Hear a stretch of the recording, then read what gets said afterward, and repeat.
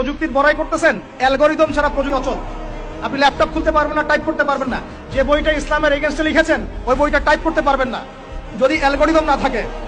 আর সেই অ্যালগরিদম আবিষ্কার করেছেন একজন মুসলিম মনীষী।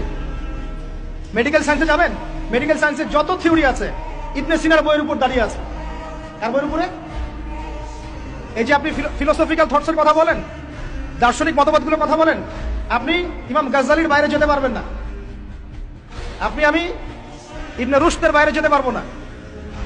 আপনি অ্যাস্ট্রোফিজিক্সের কথা বলেন, কেমিস্ট্রির কথা বলেন, জাবির ইবনে হাইয়ান ছাড়া কেমিস্ট্রি অচল। তোমরা এগুলো জানো না? জীববিজ্ঞান এরা পারবে? জীববিজ্ঞান কি ইবনে সিনার থিওরির বাইরে যেতে পারবে? ম্যাথামেটিক্স ওমর খৈয়ামের বাইরে যেতে পারবে? আল খোয়ারিজমির বাইরে যেতে পারবে? ইবনে রুশদের বাইরে যেতে পারবে? এরকম বহু নাম বলতে থাকলে সারা রাত যাবে, আমার নোট করা আছে। এমন কোন সাবজেক্ট নাই।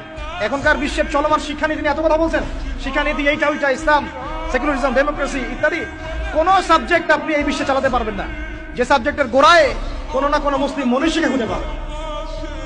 বিশ্বকে আমরা করে দিলাম, বিশ্বকে কারা করে দিল? এইভাবে 1-2 বছর নয়, প্রায় 1200 বছর। কত বছর? প্রায় 1200 বছর এই পুরো বিশ্বটাকে আমরা শাসন করেছি। শুধু শিক্ষানীতি নয়, আমরা অর্থনীতি শাসন করেছি, আমরা পলিটিক্যাল অ্যাফেয়ার শাসন করেছি, রাজনীতি শাসন করেছি। ওরা আমাদের জমিতে থাকতো, ট্যাক্স দিয়ে, কর দিয়ে থাকতো। ওরা ইহুদি